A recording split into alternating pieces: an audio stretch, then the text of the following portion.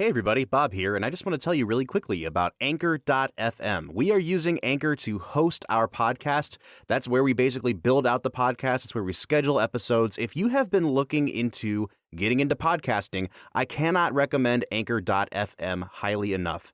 We were using another one in the past that actually cost us money each month. Anchor.fm is free.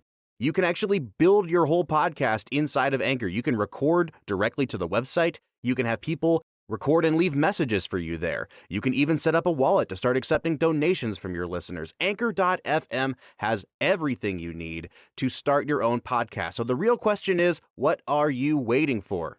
Download the free Anchor app or go to Anchor.fm to get started today. In 1993, director Steven Spielberg and star Sam Neill gave the world an epic encounter with monsters stomping right out of the history books. In 2022, one of our favorite brands kicks it up a notch. The film is Jurassic Park. The whiskey is Barrell Seagrass 16-year. And we'll review them both. This is the Film and Whiskey Podcast.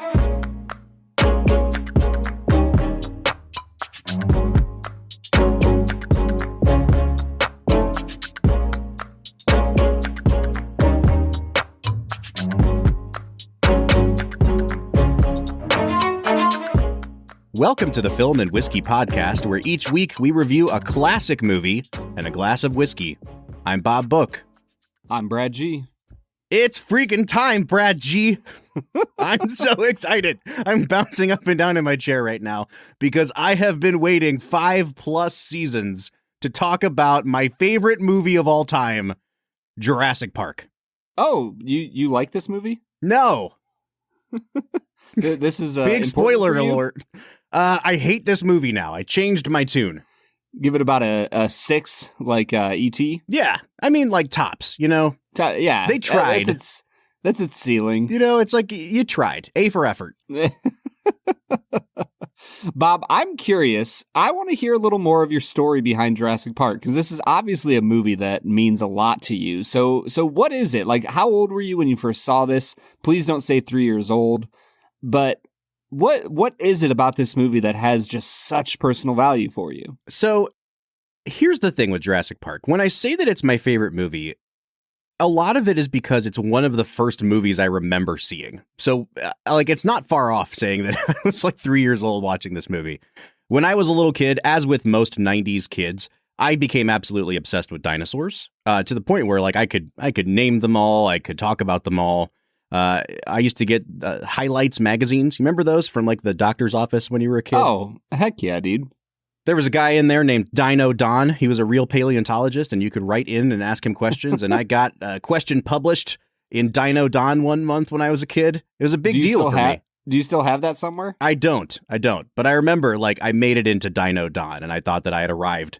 So Jurassic Park was a big deal for me. And I think because my parents were very irresponsible with what they let me watch as a kid, it was like, oh, he likes dinosaurs. Let's watch the highest grossing movie of all time, which happens to be about dinosaurs. So like the scariness of the movie never really hit me as a kid because I think I was too young to understand how scary it is in a weird like calculus there.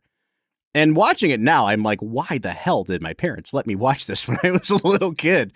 But I remember like my mom's 40th birthday, my dad got a big surprise thing for her. They delivered. It was one of those things where they like set it up in the yard. It was like a big yard sign. And I remember we were watching Jurassic Park when the big reveal happened outside. And so that was 97. So I was like 4 years old at the time. So like Jurassic Park has just been in my life forever. And I think the reason that I would still call it my favorite movie is because I have seen it countless, like legitimately countless times. And even though there are little tiny things about it that I will nitpick now, it has still held up remarkably well for having been watched by me, 200 times. Yeah, Bob, I think that there are some incredible movies out there that when they hit at the right moment, it just means everything to you as a kid. And for me, it was Star Wars. Mm-hmm. Like I talked about this in the past, that I was like 7 or 8 years old and we were watching it on my friend's projector and there's just this huge crowd of people watching it in this basement, all packed in tight. And Darth Vader comes walking over the dead stormtroopers, and it was just the coolest thing I'd ever seen. And Jurassic Park has a few reveals kind of like that. So I can understand how young Robert, little Bobby, was just out of his mind with how cool this movie had to be. What's your history with Jurassic Park? I don't think I saw it until I was a little bit older. Probably... Man, I don't remember the first time I saw this movie. I think it probably had to be like my early teens, like 12 to 14 years old. Okay. So I didn't watch it as a kid, but I do remember having seen it like once I was in high school. So at some point in there, I watched it. I always am just flabbergasted that my parents let me see The Fellowship of the Ring in 2001, because that came out in December of 01, which means I had literally just turned 11. Mm-hmm. And so I don't know how I saw that, but Jurassic Park having come out when I was 3, I can understand why they didn't take me, to it in 1993. Jurassic Park is one of those films that, I mean, it's kind of obvious when I say this because it was the highest grossing film of all time for a few years until Titanic took the crown. It's one of those movies that is just assumed you've seen. Like, I don't know a person that has not seen Jurassic Park. And I think there are a few kind of cultural touchstones there in the mid-90s that everybody who is a certain age or older has seen. And Jurassic Park kind of transcends that to the point where most young people I know, like if you've hit 15 and you have not seen Jurassic Park, I'm still shocked to hear that. And it's also one of those movies where the material is very dark and violent, and yet it's one of the few films that I think all of our parents gave us a pass on. Like, I remember when The Matrix came out in 99, I didn't go see that in the theater because it was like, I guess it was just something my dad wasn't interested in seeing. But there were so many kids at my school that were like, yeah, it was my first rated R movie. My parents felt like I should go see this as my first rated R movie. And, The Sixth Sense, I think, kind of had that phenomenon to it as well, where we probably shouldn't be taking little kids to see this, but also we're going to give it a pass this time. And Jurassic Park kind of checks both of those boxes where everyone saw it. And as a result of everyone seeing it, a lot of us saw it probably too young. Well, and it was also in the theaters for like freaking ever, right? Yeah, I'm pretty sure that I just read an article today where it said that by October of 94, so over a year after it had come out, it was still playing on 100 screens in the United States. That is like absolutely mind-boggling. Top Gun has been out for a little over 2 months at the point we're recording this. And we're talking about like, wow, the legs on this thing are incredible. Like it keeps peaking at every major holiday and people want to see Top Gun. If Top Gun can sustain this for another 14 months, I will be adequately impressed, Yeah, I mean, the reality of cinema has just changed so much. But I'll just take a minute here to comment. Bro, Top Gun was freaking amazing. It was so good. It was good. Just absolutely one of the most fun movies I've seen in theaters in a spectacularly long time. And the thing about it, and I'm going to connect it back to Jurassic Park, is that there are certain movies that just make you feel the sheer joy of cinema. Do you know what I mean? Like, yes. There's nothing like when you go to the theater and the movie hits in a way that none of the MCU movies did this for me. And none of the new Star Wars movies did this for me, as much as I liked one of those films. Like, there's something about Top Gun where you're seeing a ton of practical effects happening, and it's just such a Hollywood movie, and it freaking hits. And you're like, this is an experience I have only had a few times in my life watching a movie in the theater. It's like Jurassic Park, Titanic did that for me. I've had a few in my like teens and 20s, and Top Gun kind of enters that conversation. But Jurassic Park is one of those movies. Well, hey, as we get into talking about Jurassic Park, we do want to say, whether it's your first time listening to the show or you're a long-time listener, consider joining us on our Patreon. We have memberships at the $3, $5, and $7 a month tiers. At every tier, you get tons of bonus content. You get access to a special Discord server that we are on every day, interacting with our patrons. You can find us at patreon.com/filmwhiskey. I will say, you asked me for my history on Jurassic Park. I have actually seen Jurassic Park in theaters. Did you go see the re-release when they put it out in 3D? I did. Dude, I did too. It was freaking great. And not only that, but I took my now wife to see it before we were even like dating or anything. And afterwards, one of my friends, we were all out at Applebee's. He leaned over and he goes, "Hey, bro, you going to hit that?" And spoiler alert, you would hit that. I would. You would go on. I have a child with her now. To repeatedly hit that. All right, Brad, we are way off track. Let's talk about this movie. And in order to do that, we have to get into the segment that we call Brad Explains. This is where Brad breaks down the plot of the movie that he has just seen, often for the first time. Thank goodness this was not your first time seeing Jurassic Park. But for those people out there who may have been living under a rock for the past 29 years, can you spend 60 seconds in a very spoiler-filled fashion breaking down the plot of Jurassic Park? Jurassic Park is a film about a paleontologist and a paleobotanist who travel to an island by their benefactor who has found a way to, well, he finds a way to finance scientists who find a way on how to clone dinosaurs. And they're going to turn it into a massive amusement park. This amusement park is called, fittingly, Jurassic Park. They bring in Dr. Grant and Ellie Sattler and Ian Malcolm, a mathematician who studies chaos theory, to basically give approval to the park before it can open to the public. Everything goes wrong. Dr. Grant gets separated. He's hanging out with these kids that are the park owner's grandkids, and they're attacked by a T-Rex. And there's velociraptors everywhere. And Bob knows that this is the point where Brad Explains goes off the rails because wild stuff just starts happening. But by the end of the film, they are able to escape safely, ascending on the helicopter and heading off the island. Boom. Jurassic Park. See, that's the thing is, like, the movie isn't really about almost anything that I just talked about. No. Those are the things that happened. There are, like, themes in the movie that happen, but at its heart... What's a theme, Bob? What is that? But at its heart, this movie it's a survival movie. It's a monster movie. Bad things are going to eat you. Can you get away from the bad things? Like, that's the movie. And it is compelling as hell. Yeah.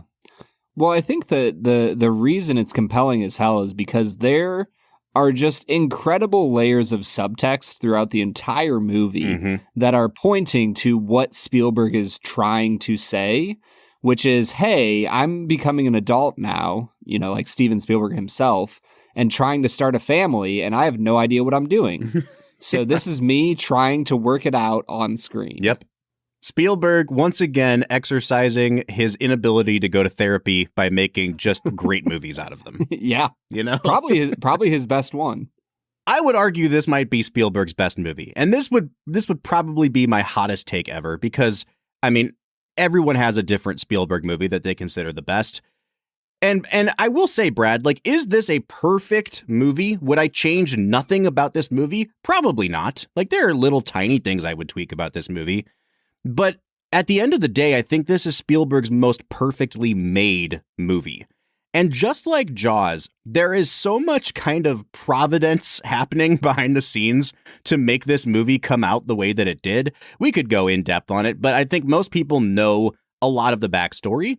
And if you were around in 93 and you went into the movie theater and saw that freaking Brachiosaurus for the first time, you learned what computers can do. And in the course of making this movie, Spielberg learned what computers could do. He thought at first when they went into principal production that they would be mostly stop motion animation in the wide shots, and then in close-ups he would use his patented animatronics. And eventually ILM basically approached him and said, hey, we can do a lot of this via computers. And it became a very collaborative thing, but this was the first time that you really saw CGI characters in such a prominent role in a movie. And the funny thing about it is that 30 years later almost, these special effects are still incredibly effective. Yeah, they look insanely better than half the CGI that you get nowadays. Yeah. And part of that is because I think they have to do so many of the CGI shots from far away. And I think that the brain is almost tricked because of the use of animatronics that are real, therefore they look real, that the close-ups with the animatronics, whenever they flip into the CGI, your brain, it's close enough that your brain doesn't have to distinguish. You just assume that real thing I just saw is still real. Yeah.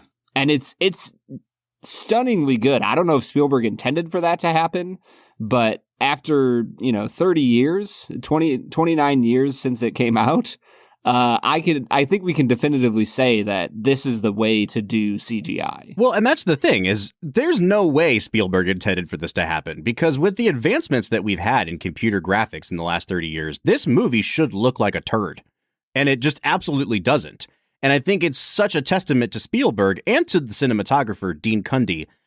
And for the first time in what will be many times on this episode, I want to talk about the Tyrannosaurus paddock sequence, which is probably the finest 10 minutes of horror movie making ever. It is just an impeccable sequence. Everything about it is perfect. I would change nothing.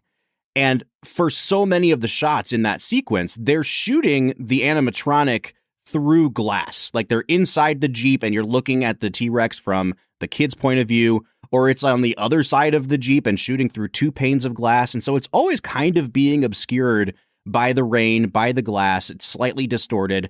So you never really get a chance to look at it and say, oh, that looks like a big fake rubber animatronic. And similarly, the CGI is obscured by rain and by shadow and, mist coming off the ground. And I think because of that, they're not going into this insane level of detail that a lot of the more recent Jurassic World movies try to go into, which ultimately I think backfires. When they go for hyper realism with these like CG models, it ends up getting into that uncanny valley where you're not watching a real velociraptor. And it's so funny to me that this guy Spielberg has made two movies now, in Jaws and this, where like the star of the show, the dinosaurs and the shark, were malfunctioning and crappy, and somehow he produces two of the best movies of all time with those. Just absolute, like, gold medal award-winning, stunningly beautiful animatronics. All right, man, let's talk briefly about the acting performances in this movie, because very famously, this movie didn't have any real bankable stars in it. Jeff Goldblum was probably the most famous person in this movie because he had starred in a number of films to this point. Laura Dern was known, but not super well known. Same with Sam Neill. He'd been in a lot of independent movies and some minor hits.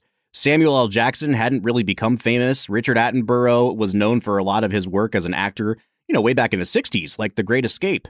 So Spielberg really did make the dinosaurs the star of the show.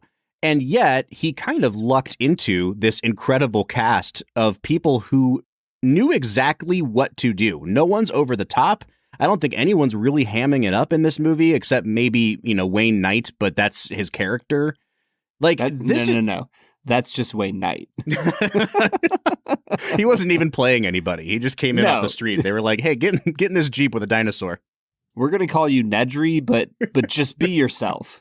We mean Wayne. No, I want to hear what you think about the cast, though, because I think top to bottom, everyone's impeccable. I think that everyone plays their role incredibly well. And I think that my favorite part is that you get such a deep and engaging character arc for Sam Neill's character, Dr. Grant. You still see change happen in all of the other characters, and you see all of the other characters bounce off of one another and bounce off of Dr. Grant in such a way that it's just entertaining as hell. Like, there's so much good chemistry among this acting crew. The only nitpick that I probably have is that I'm not a huge fan of Ariana Richards as Lex. And like Tim is great for like 80% of it and really, really cringe for about 20% of it. Oh, interesting. And so I'm not a massive fan of Tim and Lex in the movie. All right. I mean, if the child actors are the worst part of the movie, it's like, okay, we expect that. No, yeah. I mean, honestly, dude, like Samuel L. Jackson comes in here and like is quietly one of the best actors in the movie. Oh, yeah. And he's in it for maybe 6 or 7% of the movie. One thing that I really loved on this watch through, first of all, we'll talk about the script in a little bit. It's a perfect script. I have no notes. It's just fantastic. But the setup to get Grant and Sattler to the island is very, it's like extortion. Like, do you want me to fund your dig? All right, come to my island. But he tells them so little about it that they don't even care. They're just going so that they can sign off, so that they can get their money. And they get to the island, and that first reveal of the Brachiosaurus. I always forget that they have no idea that this park is making dinosaurs. No one has even told them, like, hey, prepare yourself. There's going to be dinosaurs. It's a complete surprise. And it says a lot about Laura Dern and Sam Neill that they can do the face with their mouth hanging wide open, and it doesn't come across as tacky or cheesy or over the top at all. And there is such an earnest, sincere, childlike awe in that first scene where Grant's just pointing and he goes, it's a dinosaur. You're like, yes, it is a dinosaur. I'm with you, man. And then the scene where the Triceratops is sick and Laura Dern is like cradling its head and saying like, calls her baby girl, and you can see she's crying. It's so believable. They really anchored this film. Well, in the opening scene when, they see the dinosaur, if you like paused it there and never finished the movie, I think it'd be easy to be like, oh, they're like very easily overacting here. But it's two things for me that really make that moment magical. A, it's the beauty of the CGI and the way that Spielberg keeps the humans so tiny in the frame compared to these Brachiosaurus that they just appear so much larger than life. Mm-hmm. It's really incredible. But the other part of it, that might be just the most slappiest. Sorry. That scene has the musical score that slaps the most, Bob. It's so good. The good. moment where the dinosaurs come into view and Williams's score just kind of swells into this beautiful, just this lilting melody. I am just, every time I see it, the music just sweeps me away into a world where dinosaurs are freaking real. And it's just mind-bogglingly good. Let's have the John Williams conversation now. I freaking love this score. And I think one day we should do a bonus episode, Brad, where it's not our top 5 favorite John Williams scores, but it's our top 5 favorite John Williams themes. Like, so you could pick 5 themes from the same movie if you wanted to, because this movie has 2 of the best themes he's ever written.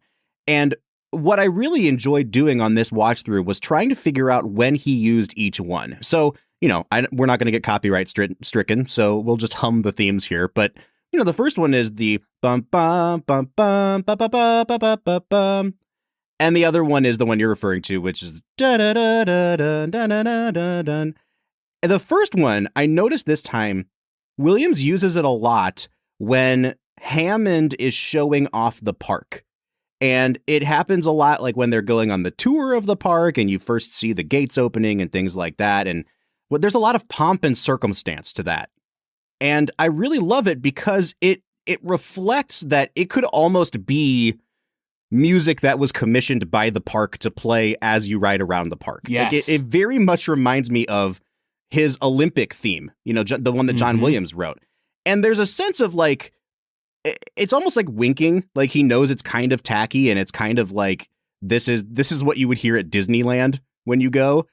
And I mean, it works. It's beautiful. But then he brings in the other theme, the one that you're referring to. And that's the one that comes in when things are just naturally inspiring awe, when the dinosaurs are in control and when the dinosaurs are the things that are causing us to feel a certain emotion. It's not something that's being controlled by Hammond or manipulated out of you. It's the thing that naturally comes out of you. And I really love how he uses those 2 themes in different places to evoke different emotions. I think that the other part of the second theme that you were talking about is that there are only 2 specific points in the movie where you actually hear the entire theme. And do you know where those 2 parts are, Bob? I do not. Well, the first is what we just mentioned when you first see the dinosaurs. Mm-hmm. The second is at the very end of the movie when they are on the helicopter flying back. That's true. Yep. And we'll get into talking about the themes of the movie later, but the only time you hear that entire leitmotif, if you will, is when they're finding new life. Mm-hmm.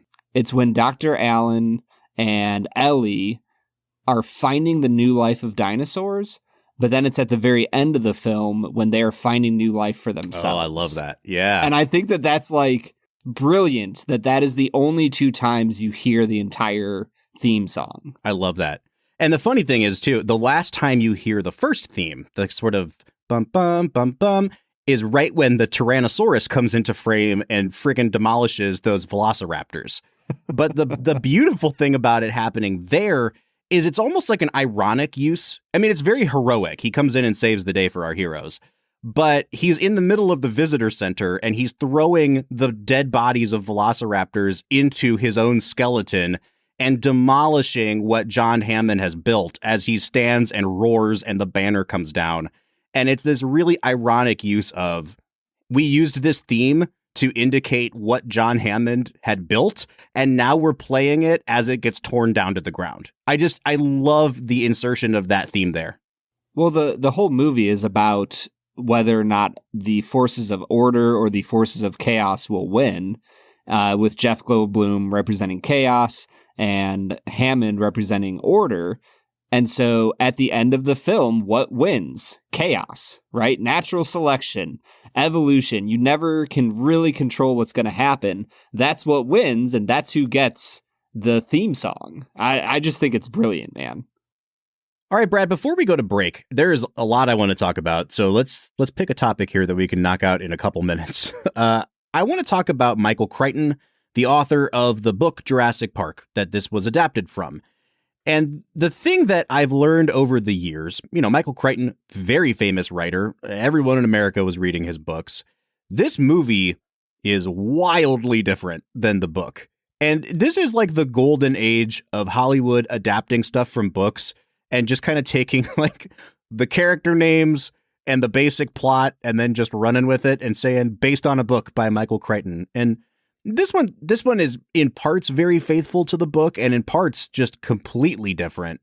So my question to you is, have you ever read anything by Michael Crichton? And specifically, are you familiar with anything that happens in the book version of Jurassic Park? The only Michael Crichton book I've ever read, I believe, is called Timeline. Oh, yeah. Okay. They made a movie. It's the one where they like take a time portal back to like 1366 or something. So that's the only Michael Crichton book I read. I really liked it a lot. And I do remember that book ended in a super dark way, that like the main bad guy got transported to a different part of history. And then like he realizes that it's like the Black Plague and he starts coughing as the book closes. Oh gosh. And it's like wildly dark.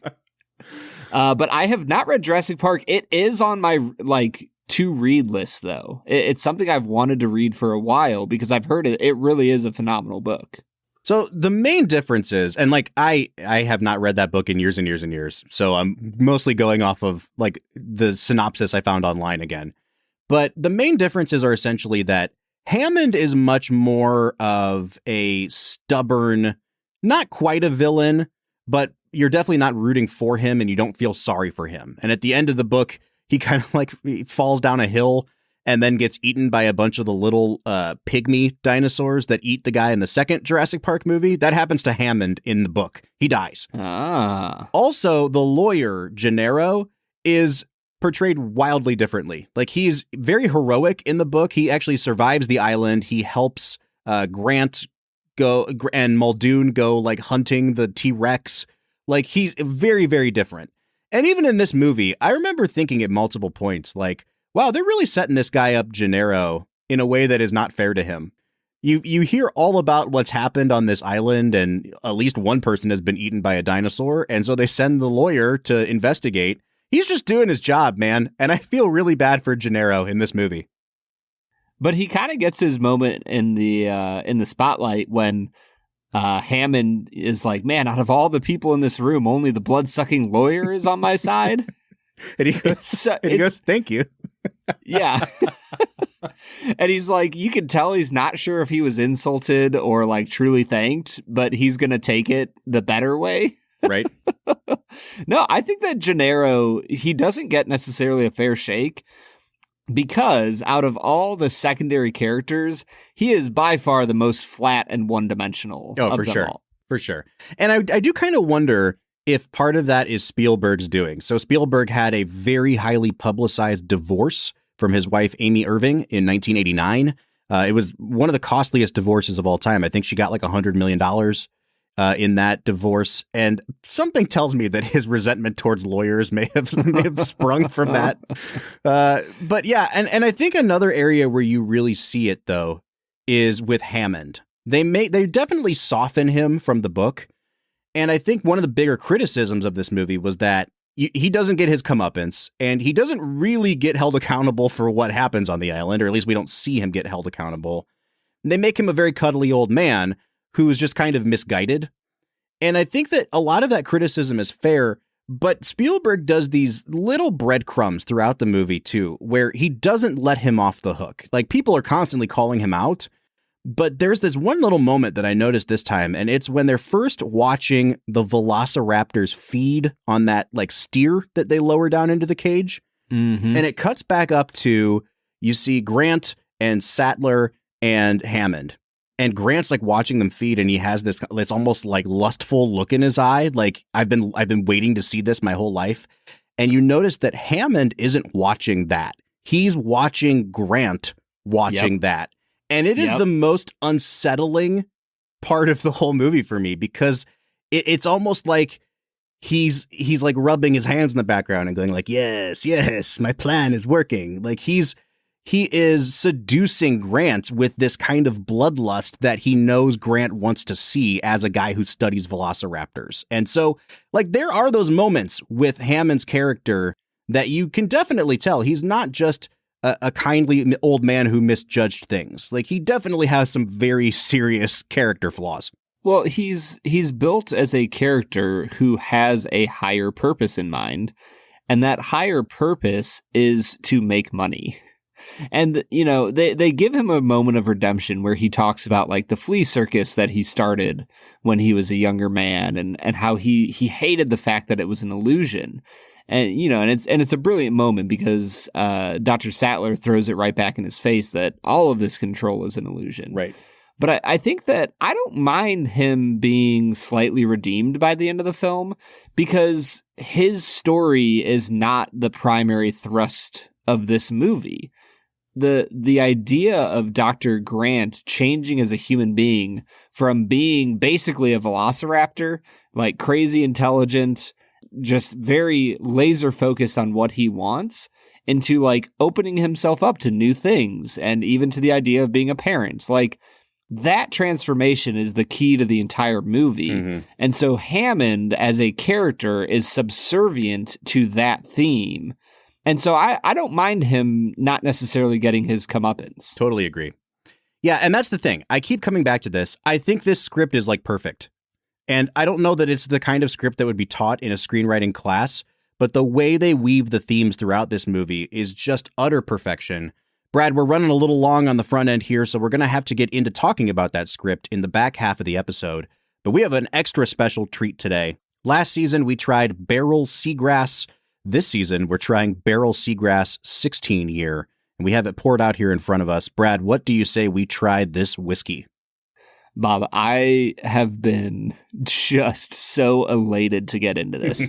So let's do it, man. Lately, I've been finding myself pulling whiskeys off the shelf that are consistently unique, ones that tell a good story every time I pop the cork, and I have to say that Doc Swinson's is absolutely top tier when it comes to a fascinating pour. What separates Doc Swinson's from the rest of the pack is their unrelenting goal of always letting the whiskey shine. No matter what whiskey comes through the front door at Doc's, their team of tasters will blend and finish it into something that is deliciously memorable. The beautiful thing about a good blended whiskey is that oftentimes, with proper care and attention, they turn into a whiskey that is truly greater than the sum of their parts. Whether you're trying their alter ego, blender's cut, or exploratory series, you are guaranteed to have a phenomenal experience with Doc Swinson's whiskey. You can find them online at docswhiskey.com. That's DOCS whiskey.com.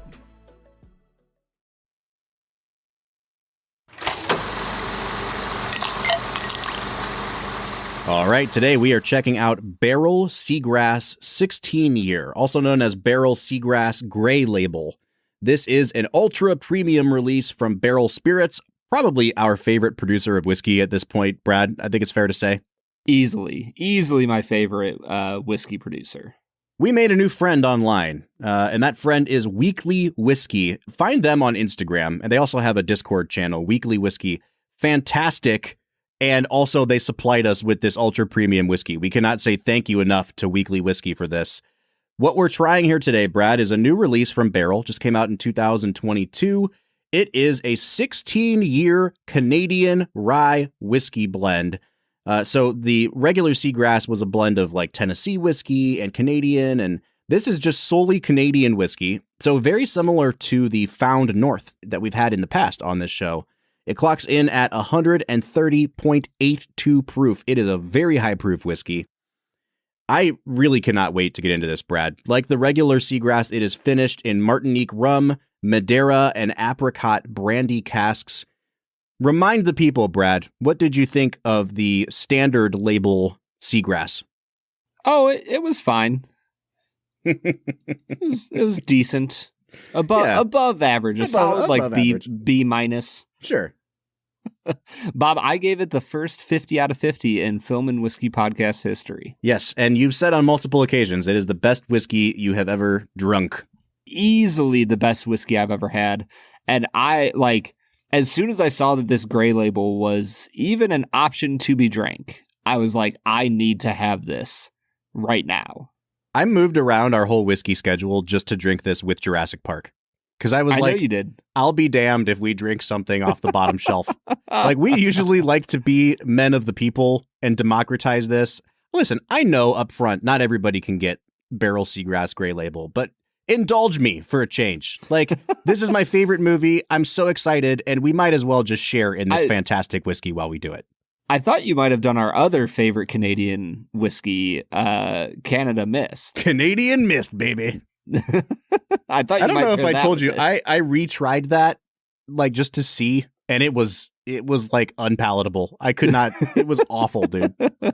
It was like that poop that Ellie was digging her way through. Oh gosh, gross. All right. Well, on that note, let's jump into the nosing of this Barrell Seagrass.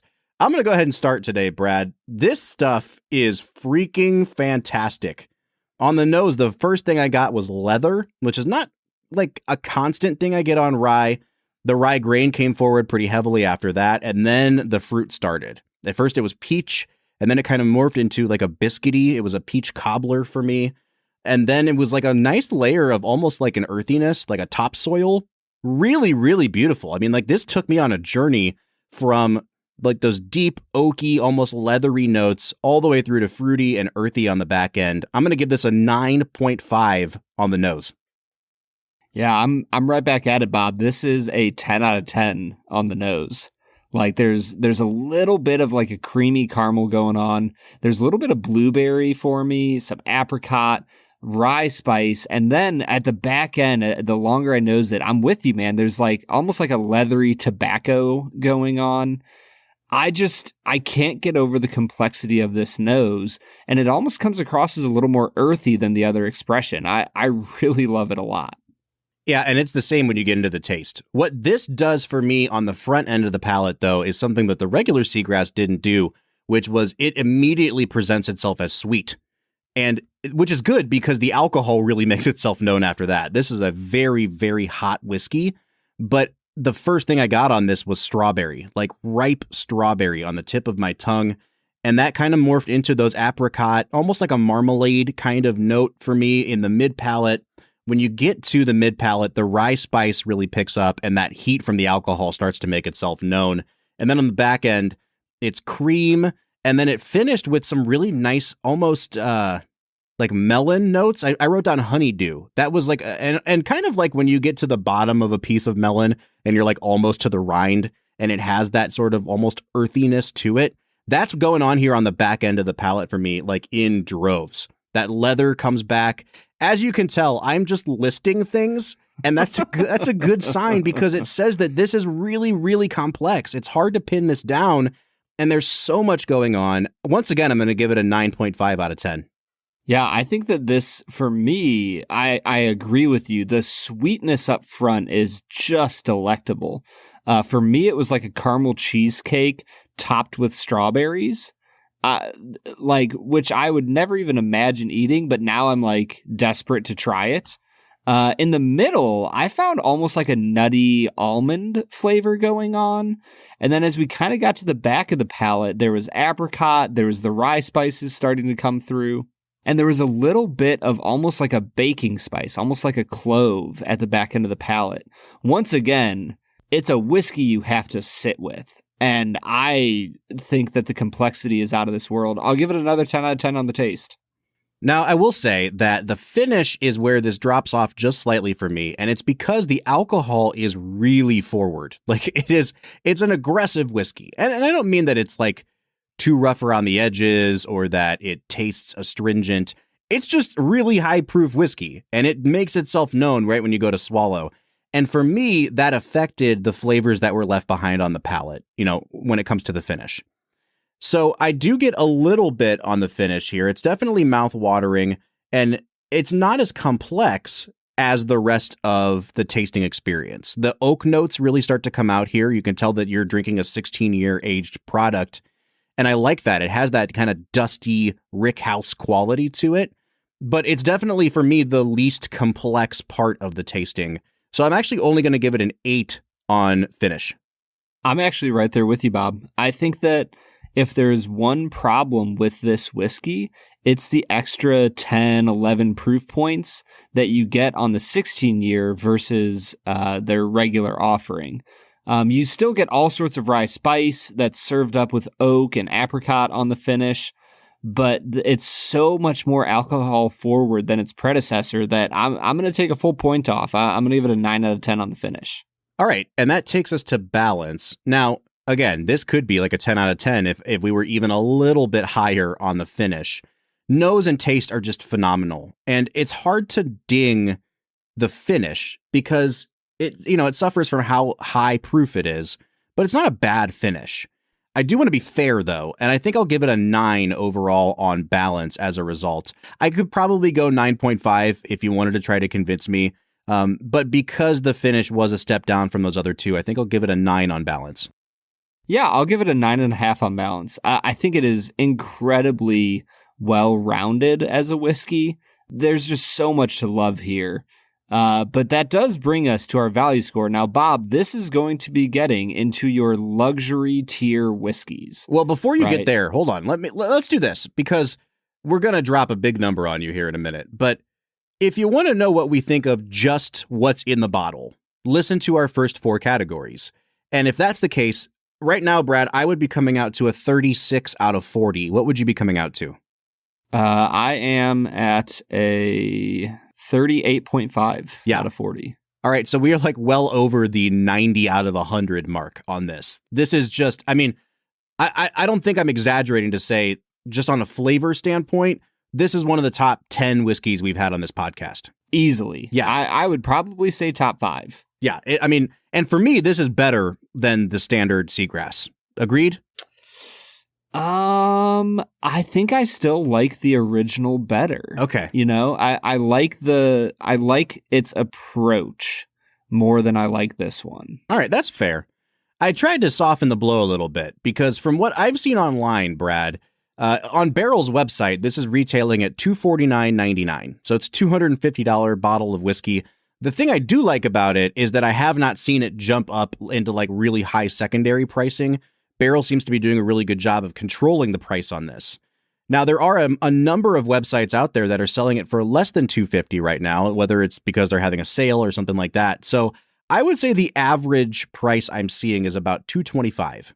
This is a super premium whiskey, right? Like you're not going to go out and drop $225 on a whiskey very often. And we've only had a few whiskeys on this show that have even approached this price point. I mean, we're talking in terms of retail, we're talking like this is selling at the same price that Van Winkle was supposed to be selling at. So at that price point, Brad, what kind of a score can you give it on value? I think that this is about $75 to $100 too expensive. But it honestly, at a certain level, once you get past triple digits, at a certain point, you know what you're getting into. Yeah. Like, you're not as worried about the quality of the product as you are about the prestige that the product will bring you, if we're just being really honest. And at a certain level, I've never had a whiskey over $100 that I didn't like. Yeah. So like the quality is always going to be there when you get into the triple digits. The question is just like, do you want to drop the money to have a really phenomenal whiskey experience and the prestige of helping your friends have a really phenomenal whiskey experience? Yep. If that's the case for you, I'd give this a 7 out of 10 on value. I think that $250 is a little too expensive. But what's too expensive at this point? I don't even know. Yeah, I mean, and I don't want to be the guy that's defending a $250 price tag, but you know, like it is a 16-year age-stated product. This is not something we see very often. Barrell buys, you know, these lots of barrels and blends them together, and because they are limiting this to just the Canadian portion of things, they have a lot less that they can do with, you know, I mean, like there's only so many barrels they can make of this. And so it's a limited supply. It's super premium in terms of its age. I understand why they'd set it at this price point because the regular Seagrass is already like $90. I do think it's too expensive. And I just am never going to say this $250 bottle of whiskey is a good value. I think my default is just, if you're going to spend $250 on a bottle of whiskey, this is the one to do it. Or if you're never, ever going to buy a bottle of whiskey that costs that much, like, I'm not going to be able to convince you. So I'm going to stick at a 5 out of 10 because you could really go either way on this. And that brings me out to a 41 out of 50, which is, I will say, lower than I actually think this whiskey deserves. But that value score is kind of dragging it down just a bit. Yeah, I'm coming to a 45.5 out of 50. And I'll say the same thing. Like, the price here is mostly what pushes this score down. Like I said, I was at a 38.5 out of 40. This is like a nearly perfect whiskey experience that is only marred by the fact that it's a luxury tier item. Yeah. That brings us to an 86.5 out of 100 or a 43.25 out of 50. It will be hard to top this for best of the season, but it could have been even higher if the value was there. Now, I will say, if you're asking me, should I buy a bottle of this or should I buy, a shot of it at the bar? I would say, please bypass the bar portion of this because, they're going to be selling this at like 4 times the markup. Yeah. You're going to be spending, I would say conservatively, $40 to $50 on a pour of this at the bar. And that is just absolutely not worth it. If you could get a bottle of it for $250, why would you spend $50 on a 1 to 2 ounce pour of this? Like, if you're going to try it, just put the money up and buy a bottle because it's freaking delicious and it's absolutely worth buying. Yeah, I would also say if you're looking to spend $40 or $50 on a shot of it, go double that and buy a bottle of the regular Seagrass. Well, there you go. It's $90. Go do it, man. All right, Brad, we have what might be our highest rated whiskey of the season. That has yet to be seen. But what's without a doubt is that we're watching the greatest film ever made right now, and that is Jurassic Park. So let's get back into it. Obviously. Yeah, we need to, Bob. It demands it of us. Boom. Today's sponsor is a little bit of a departure from our usual area of expertise, and man, oh man, I was blown away by their product once we received it. I am talking about Manscaped. Now, if you're like me at all, you've probably seen the Manscaped ads and kind of wondered to yourself, like, do I really need like some sort of specialty trimmer to take care of my downstairs business? And I've just got to be honest, I was absolutely wrong. Their trimmer is called the Lawnmower 4.0. And I gotta say, it is the Rolls Royce of trimmers. It's got a ceramic blade that reduces grooming mishaps, a wireless charging base, and an awesome flashlight that keeps things illuminated while you're working. And beyond all that, it's waterproof. This thing is really changing the game when it comes to below-the-belt hygiene.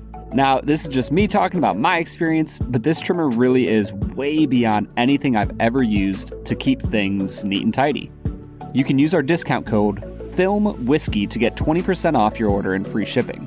Head on over to manscaped.com and use code FILMWHISKEY to get 20% off, free shipping, and you will be well on your way to hygiene heaven.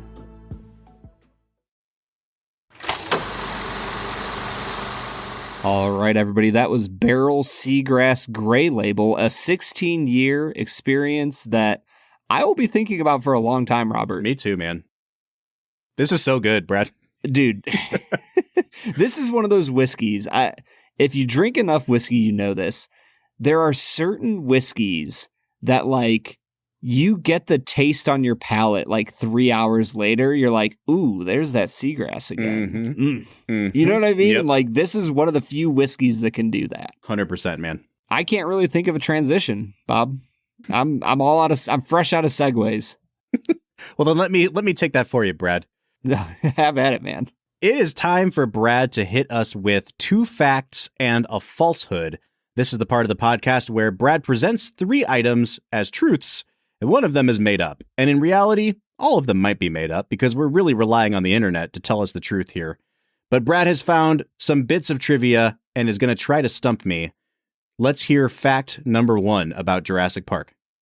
Fact number 1, the kitchen scene in this movie was originally written to be in the dinosaur incubation room, and Tim and Lexi were supposed to distract the velociraptors by throwing eggs at them, and like the baby dinosaurs were going to kind of like crack out of the eggs. That was ultimately cut from the film. I think wisely so.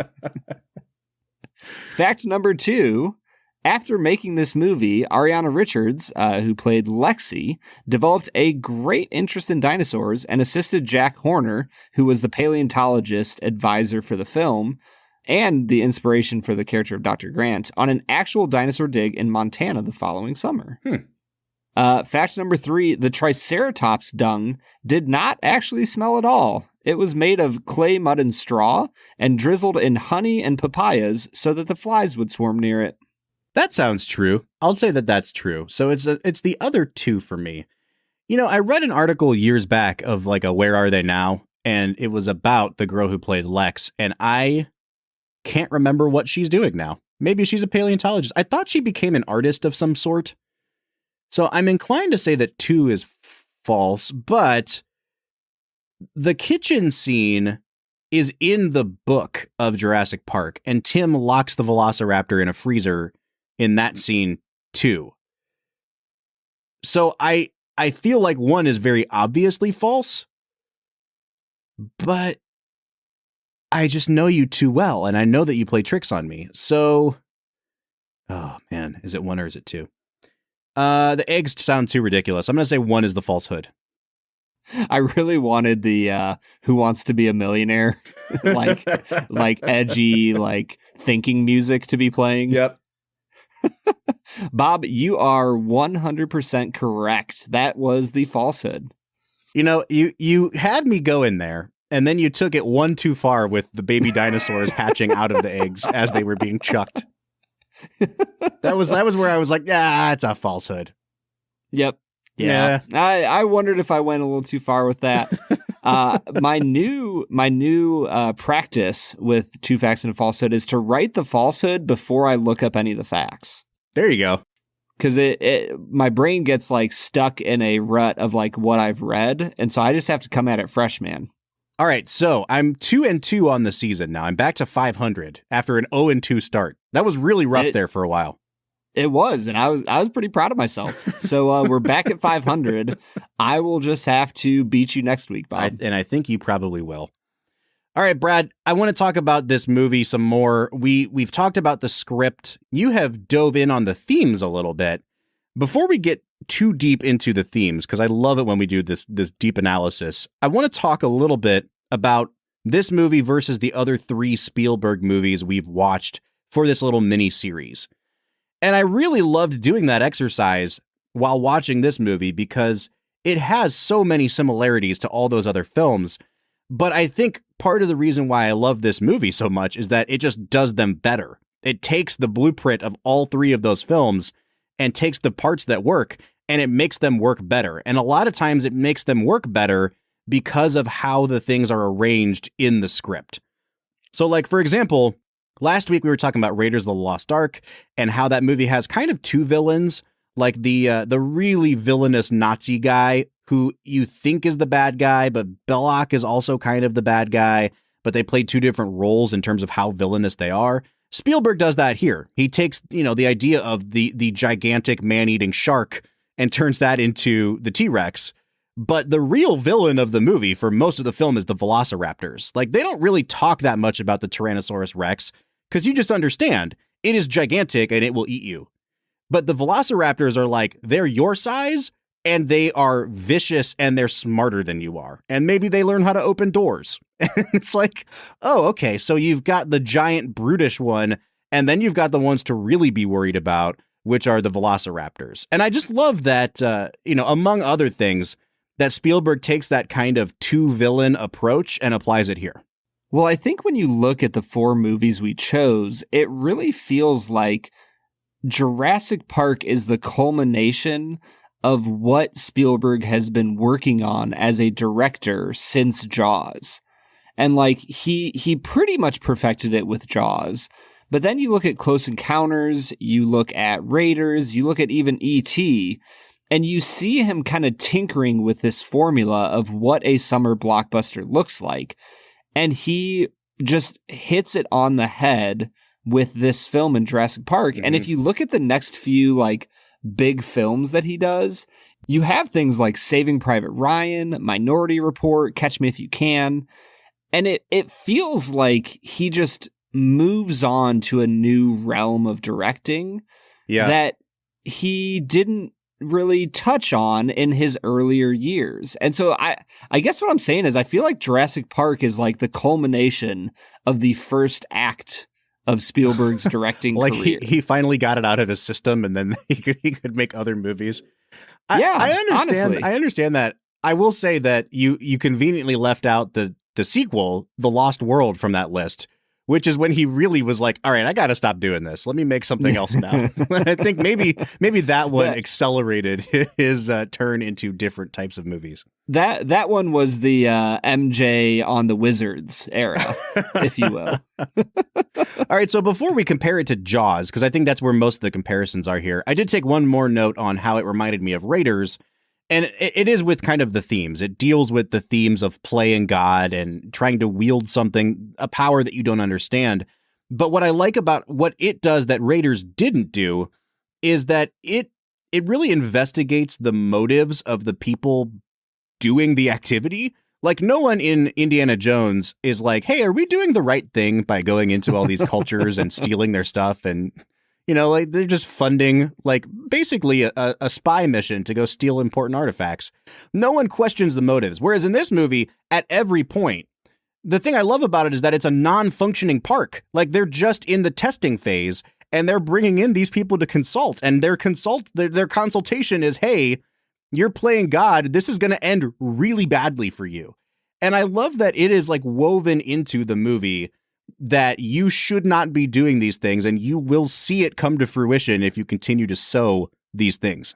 Well, and you have Hammond just being flat out honest. At the only point of the movie he's truly honest is when he's completely by himself, and Jeff Goldblum is like tapping the camera, and he just kind of like quietly to himself goes, by God, I hate that man. I really hate that man. And it's just this honest moment of like, you can tell that he does not give a rip what the people around him are telling him. He is literally just trying to maneuver them into a place where they will agree with him so that he can move forward with his dream and ambition of, giving children something real to look at instead of a flea circus. And so I'm with you, man. Raiders of the Lost Ark is just a fun adventure movie. Jurassic Park is a horrifying survival movie that taps into some of the deepest needs and desires of the human spirit. And it's stunning. It's stunning. And it's a perfect segue into talking about Jaws, because for weeks now I've been saying, the analogous movie to Jaws is Jurassic Park. And I think it's a generational thing. I think if you grew up in one era, you probably like Jaws better. I happen to like Jurassic Park better. And I think Jurassic Park is ultimately the better constructed movie. And that's where I really want to focus here, because in our review of Jaws, we talk about how it is very cleanly split in two. And it starts as a horror movie and it ends as kind of an adventure movie. They're hunting down this shark, they're bonding on the open seas. And of course, like the end is horrifying, but I would say that the majority of the first half of the movie is like a slasher film. The second half of the movie is an adventure, seafaring kind of movie. This inverts that, and I think it's better for it. It starts out as an adventure movie. Like, you're aware of some of the dangers, but you're caught up in the awe and the wonder of it all. And you really feel the sense as they fly past that waterfall that they're going to this exotic location. And you see the emotion on their faces as they encounter these creatures for the first time. And then when everything turns bad and shit hits the fan, it really hits the fan and everything falls apart. And this movie is freaking terrifying. Like, we don't talk about how effective it is as a horror movie, but I think that the inversion of the structure of Jaws ultimately makes this movie better than Jaws. I'm completely with you, man. I think that the 3-part structure to this movie, where you have kind of the introduction of the characters and the introduction of the dinosaurs into I would say the middle phase of the movie is once the kids get introduced and the park isn't living up to its expectations, into the final part of the film when everybody is separated, Dr. Grant and the kids are together, and Ellie and Malcolm and Hammond are all together. Like, you have this culmination of growth for not only Dr. Grant, but for Hammond as well, that just gives you this really beautifully tied up bundle of a movie. There's nothing wrong with it, Bob. No, there's not. Like, when you say that it's a perfect screenplay, I often like scoff in my brain. I'm like, I don't know if movies can really have a perfect screenplay. This one is it, man. Yeah, and the exposition even. Like, I'm thinking of the scene at the beginning where that kid is like, that doesn't look scary to me. It's just a big turkey. Can I just say, why the heck is that kid? I don't understand. What's he doing on the dig? Like, who brought him along? But what they have Alan Grant say to him after that is so good, because it sets up the idea of the Velociraptor as a pack hunter and as something that will outsmart you. It sets up the dinosaurs as just, inherently terrifying. And it also sets up that he's horrible with kids. And like, it does all of those things in that one little monologue. And it's super entertaining to watch the way that Spielberg films it. It's the perfect combination of director and script. And, going back to Jaws, you were talking about how this movie, the arc of the protagonists works a lot better. And I agree with that, because you get all that bonding on the front end of the movie, so that when forces pull them apart in the second half of the movie, you want them to reunite. But I also think that it really makes the arc of the villains in this movie a lot stronger as well. Like in Jaws, the mayor is to blame, but the mayor also doesn't really understand what we're dealing with here. Quint kind of says it's a great white, but the mayor doesn't understand how big of a fish they're really talking about. And in this movie, Hammond understands exactly what he's doing, and he just doesn't care. And I think that really adds to the oh shit factor of this movie, that human beings are not just kind of playing God, but they're doing it with an arrogance and a disregard for any morals that is like really staggering. And I think that, again, the structure of the movie benefits that a lot. Yeah, it's incredible. By the end of the film, you're not sure if there's really a villain in this movie, and yet you're pretty sure that Hammond's a bad guy. and I love that. Like, even in the final shot of Hammond that you get, he is like gazing longingly at the amber on the top of his little, walking stick that has the mosquito in it. Mm-hmm. And you can tell that he's like mourning the loss of this incredibly dangerous ecosystem that he has created. And so you're kind of left with him in a place of like, man, is he going to try to do this again? Like, he said that he won't, but it almost felt like a throwaway line when Dr. Grant tells him that, I don't endorse your park. And he says, oh, neither do I. And you're like, well, I don't know. Is he going to go back and try this again? Right. And that's like the perfect ending place for him as a character. Well, I think it's a perfect ending place for us too, Brad. I threatened to make this a 2-hour episode when we first started recording tonight. I was going to say, this is your movie, man. Is there anywhere else you want to go? Is there anything else you just want to spiel about? I can go make a sandwich. You can riff here by yourself for a while. Like, what do you want to do? You know what? One of these days, I'm 100% serious. I want us to do like a watch along with a movie and record our commentary as the movie happens. Because I feel like I could do that for Jurassic Park. I could go 2 hours on Jurassic Park because we haven't talked about the camera work. Like the Spielberg oneers in this movie, I feel like every scene has at least 3 of them. They're not as long and dramatic as they are in other movies, but there's a scene, there's this scene where Ellie is digging around in the poop, and it starts with a shot of Goldblum like swaggering up, and you don't know what he's swaggering up to, and it pulls back and it's a 2-shot and it's him and poop, and then he remarks on how big the pile of poop is, and then the camera pulls back farther and reveals another pile of poop with Ellie's hand inside of it, and then it pulls farther back and like it has all of them in the frame at the same time. It's like 4 shots in one, and they do it over the span of 10 seconds, so you're not really thinking about it. But Spielberg does that literally in every scene of this movie. And I think that when it comes to the way he moves the camera, I don't know that it's ever been done better or more economically than he does it in this movie. Like, I could go on and on talking about the direction in this film. And for me, it's between this and Saving Private Ryan. This might be the best directed movie he's ever done.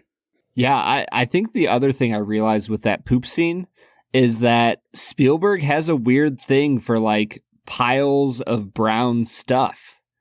Because that pile of poop looked shockingly similar to the mound that Richard Dreyfuss makes in Close Encounters of the Third Kind. I thought you were going to compare it to E.T., because I'm pretty sure you said E.T. looked like a turd when we reviewed that movie.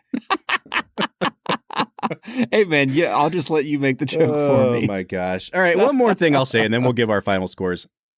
Spielberg is just working his magic here, obviously, but there's this one little moment that I really loved, and it's when they take the tour at the beginning of the film through Jurassic Park, and you've got Hammond interacting with himself on screen, and he's talking to himself and doing this scripted bit, and meanwhile, they keep cutting to Ellie and Alan and Ian in the audience, and they're not paying attention at all. And they're asking each other the important questions, and Hammond keeps like shushing them and trying to remind them of the etiquette of watching a movie. And I just love how it's such a meta comment on what's actually happening in the movie. Like, you've just seen a dinosaur for the first time as a viewer of the movie. And in your own mind, as you watch it, you're like, how the hell did they do that? Where did the DNA come from? How can you get DNA from something that's been extinct? And now this guy Spielberg wants me to sit here and watch this tour happen. And so I love that the 3 of them are like stand-ins for the audience. And Spielberg is basically saying, hey, I know you've got really important questions. Don't zone out now, because I've got you. And I just love that he's so aware of the pacing of his own movie that he uses that scene almost as like a winking joke to the audience. Like, hey, stay with me. And I love that scene, and this is like a note that I took during the movie in my brain because I don't actually take notes, that is hands down one of the most plausible, like, expositional explanations of a fantasy element of a movie that I have ever heard in my life.